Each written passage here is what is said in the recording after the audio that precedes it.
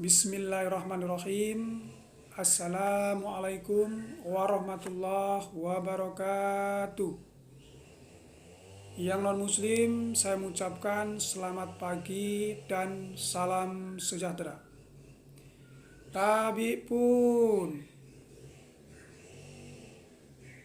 peserta MPLS yang dimuliakan oleh Allah SWT, pertama-tama marilah kita mengucapkan puji syukur kepada Allah SWT, yang mana di pagi yang berbahagia ini kita semua diberi nikmat yang tidak ternilai harganya, nikmat kesehatan, nikmat iman, dan nikmat kesempatan, sehingga kita diberi kesempatan untuk tatap muka dalam rangka kegiatan MPLS tahun ajaran 2021 dan 2022. Meskipun tatap muka kita pada saat ini adalah tatap muka melalui media massa, tetapi tidak mengurangi rasa hikmat tatap muka kita ini, karena di daerah kita sedang ada musibah, yaitu musibah virus corona, sehingga kita dalam proses belajarnya dari rumah atau daring. Kedua kalinya, sholawat serta salam yang selalu kita limpahkan kepada Nabi besar Nabi Muhammad Sallallahu Alaihi Wasallam, yang insya Allah akan menolong kita semua di yaumul kiamah. Amin. Dan yang non muslim, sekali lagi saya mengucapkan selamat pagi dan salam sejahtera. Peserta didik yang dimuliakan oleh Allah SWT, pada kesempatan ini saya akan menyampaikan materi berkaitan dengan kegiatan OSIS. Tentunya kegiatan OSIS itu sudah tidak asing buat kalian dan sudah pernah kalian lakukan. OSIS itu sudah ada sejak kalian SD, atau sudah kalian lakukan sejak kalian SD, SMP, dan sampai saat ini. Badge OSIS yang gambarnya seperti ini, yang ditempelkan di baju putih, di saku, ini bukan hanya sebagai pantes-pantes atau sebagai gaya-gayaan, tetapi badge ini mempunyai makna yang luar biasa. Dari gambar atau simbol badge OSIS ini, masing-masing gambar mempunyai makna yang sangat bagus. Misalnya di sini, ini ada gambar bintang sudut 5 dan kelopak bunga, 5 kelopak bunga. Gambar bintang sudut 5 di sini mempunyai makna bahwa kemurnian jiwa peserta didik yang berintikan Pancasila, yang artinya bahwasanya peserta didik itu mempunyai jiwa yang masih murni, masih bersih, dan dalam pelaksanaannya melaksanakan 5 sila yang ada di Pancasila. Yang berikutnya 5 kelopak bunga di sini, yang mengartikan bahwasanya peserta didik harus berjalan dengan sepenuh hati agar menjadi orang yang berguna. Jadi dalam belajar, peserta didik harus sepenuh hati, tidak tanggung-tanggung. Kalau niatan belajar dengan total. Itu yang dimaksud dalam 5 kelopak bunga. Yang berikutnya, di sini ada buku. Nah, di sini ada buku terbuka yang mengartikan bahwasanya buku terbuka itu sebagai jendela dunia. Karena dengan buku kita semua akan tahu isi dunia. Dan buku yang ada di sini juga itu dimaknai bahwasanya peserta didik wajib belajar, belajar dan belajar sampai kapanpun dan setinggi-tingginya. Yang berikutnya di atas buku itu ada kunci pas yang mempunyai makna pantang menyerah. Jadi peserta didik dalam belajar itu tidak boleh pantang menyerah atau gampang putus asa. Yang selanjutnya di sini ada gambar atau simbol dua tangan terbuka yang simbolnya seperti ini. Ini mempunyai makna bahwasanya peserta didik harus berbakti dan saling tolong-menolong.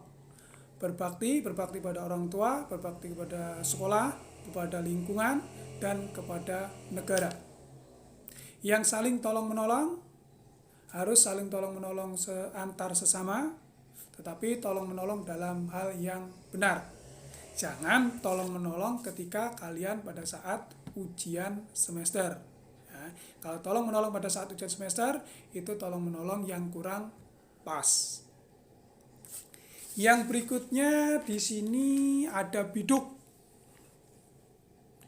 Biduk yang ada tulisan OSIS yang mempunyai makna bahwa untuk melaju menuju masa depan yang lebih baik untuk mencapai cita-citanya. Nah, biduk ini kalau saat ini itu ibaratnya kalian di sekolahan. Ya, kalau kalian mempunyai cita-cita, misalnya cita-citanya mau kuliah atau cita-citanya mau jadi polisi atau tentara, berarti kalian harus sekolah dan lulus SMA. Tuh. Berarti biduk ini sebagai wadah ibaratnya. Dan tulisan OSIS ini adalah peserta didik. Yang berikutnya yaitu di sini ada pelangi merah putih.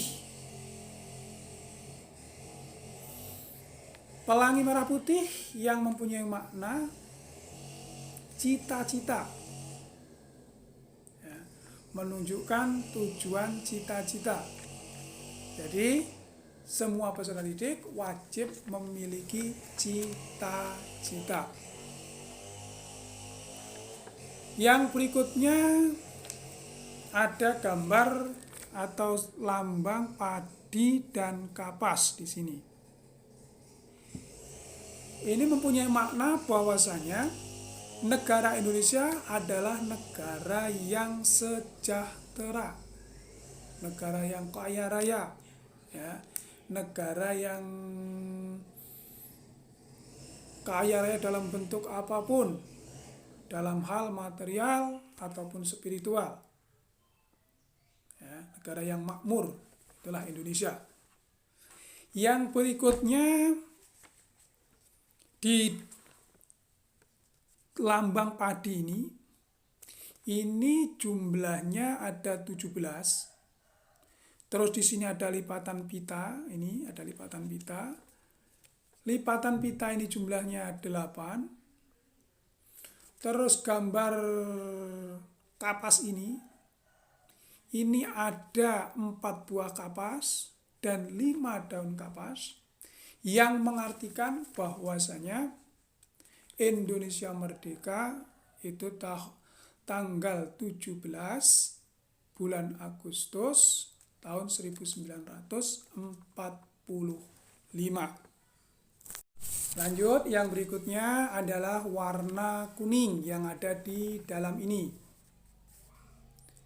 Simbol warna kuning ini mempunyai arti kehormatan dan keanggunan. Jadi peserta MPLS nanti ketika sudah benar-benar sah diterima menjadi siswa-siswi SMA Negeri 2 Buah Bauga,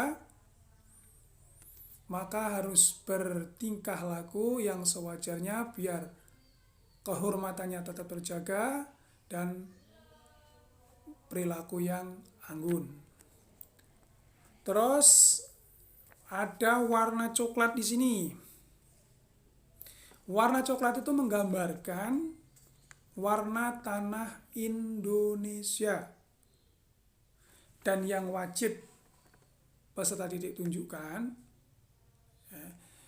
peserta didik wajib mempunyai kepribadian yang bagus, kepribadian yang tanpa meniru orang lain. Terus yang berikutnya, warna merah putih. Ya, merah putih. Merah putih mempunyai makna kebanggaan Indonesia dengan hati yang suci, berani membela kebenaran, dan yang wajib peserta didik lakukan atau wajib peserta didik tunjukkan, yaitu menjadi peserta didik yang jujur dan berani membela yang benar.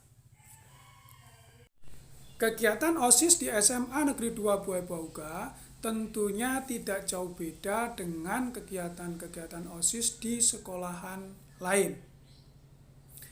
OSIS adalah semua peserta didik.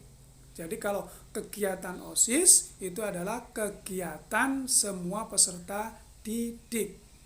Akan tetapi dalam pelaksanaannya dikoordinir oleh pengurus OSIS, di mana yang pengurus OSIS itu diambil dari tiap perwakilan kelas. Perwakilan kelas dari kelas 1 dan perwakilan kelas dari kelas 2. Untuk yang kelas 3 itu murni jadi anggota OSIS.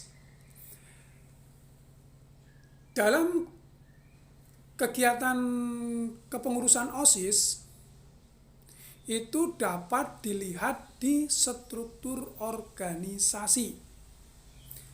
Struktur organisasi mulai dari yang di atas, yaitu kepala sekolah, bawahnya pembina kesiswaan, bawahnya pembina OSIS, sampingnya keuangan, terus bawahnya lagi itu ada ketua OSIS, ada wakil OSIS, bawahnya lagi ada bendahara, sampingnya ada sekretaris, dan di bawah sekretaris dan bendahara itu ada seksi-seksi bidang. Nah, kebetulan di SMA Negeri 2 Buah Bauga itu ada 10 seksi bidang. Ya, 10 seksi bidang. Dan di masing-masing seksi bidang itu didampingi oleh Bapak Ibu guru yang berkompeten, orang-orang yang profesional, orang-orang yang luar biasa. Ya.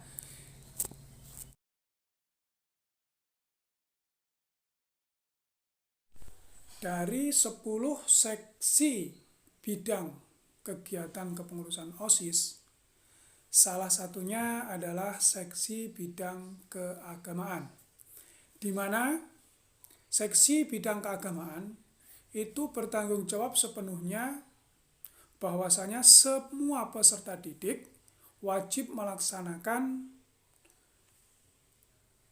ibadah sesuai dengan kepercayaan dan agamanya masing-masing.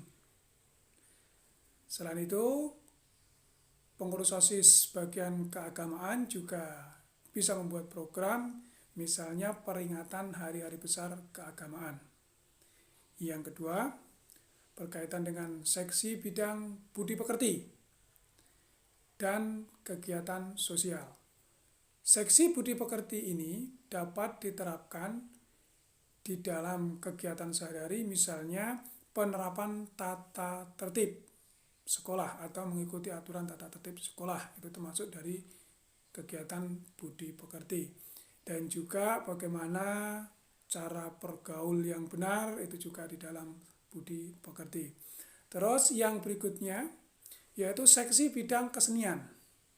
Seksi bidang kesenian kesenian di SMA Negeri 2 Buaya Bauga itu dibedakan menjadi dua. Ada kesenian seni tari, ada seni musik, yang dimana masing-masing seni itu dipandu atau dibina oleh pembina yang profesional. Dan untuk kegiatannya, untuk kegiatan di bidang seni itu biasanya dilakukan kegiatan-kegiatan perlombaan di hari-hari besar ataupun pada saat setelah ujian akhir semester atau pada kegiatan kelas meeting. Terus berikutnya yaitu seksi bidang olahraga dan kesehatan. Seksi bidang olahraga itu dalam kegiatannya dia mengadakan kegiatan kelas meeting berkaitan dengan pertandingan persahabatan antar kelas, terus pertandingan antar sekolah, dan jangka pendeknya biasanya kalau pas tidak musim corona atau pas belajar tatap muka seperti biasa, itu kegiatan senam setiap hari Sabtu. Ya. Dan juga bisa dibuat program, misalnya program jalan sehat atau program pertandingan antar sekolah atau seperti apa, itu bisa dilaksanakan di olahraga. Yang berikutnya seksi kebersihan lingkungan.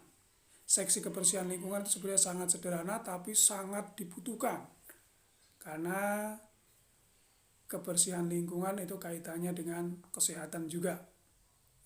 Itu bisa dibuat program, misalnya sebulan sekali bersih-bersih bersama, atau diadakan program berkaitan dengan lomba kelas bersih atau yang lain. Yang berikutnya yaitu seksi pembinaan kepribadian unggul dan bela negara. Nah, seksi ini bertanggung jawab misalnya dalam kegiatan upacara tiap hari Senin, terus bertanggung jawab dalam kegiatan upacara-upacara hari besar dan kegiatan-kegiatan yang lain. Yang berikutnya adalah seksi pembinaan demokrasi dan politik. Itu diwujudkan misalnya di dalam kelas, itu dapat diterapkan dalam kegiatan pemilihan ketua kelas, pemilihan pengurus kelas. Terus dalam kegiatan OSIS yang tahunan itu diterapkan dalam kegiatan pemilihan pengurus OSIS dan kegiatan-kegiatan yang lain. Yang berikutnya yaitu kreativitas, seksi bidang kreativitas dan keterampilan atau wirausaha.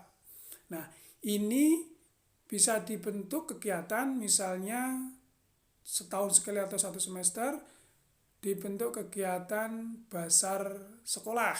Nanti yang dijual di pasar itu hasil-hasil kreatif peserta didik, dan kegiatan-kegiatan yang lain masih banyak juga. Yang berikutnya adalah pembinaan teknik informatika, yang dimana seksi teknik informatika ini bertanggung jawab dengan pemanfaatan alat-alat yang ada di sekolah untuk penunjang pembelajaran. Yang berikutnya adalah seksi bidang pembinaan komunikasi berbahasa Inggris.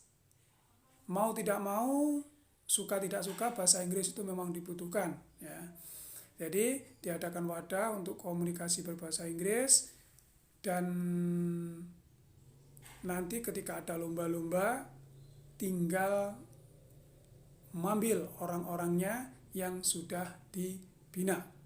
Nah, itulah sekilas-sekilas tentang kegiatan kepengurusan OSIS yang ada di SMA Negeri 2 Buaya Bauga. Tentunya yang saya sampaikan ini hanyalah sekilas atau contoh. Sebenarnya kegiatan-kegiatan itu dapat dilihat di program kegiatan, baik program jangka pendek, program jangka menengah, dan program jangka panjang. Oke, sampai di sini yang perlu saya sampaikan. Setelah ini kalian bisa melihat foto-foto bentuk kegiatan. Tapi sebelum melihat foto-foto kegiatan, saya akhiri. Wassalamualaikum warahmatullahi wabarakatuh.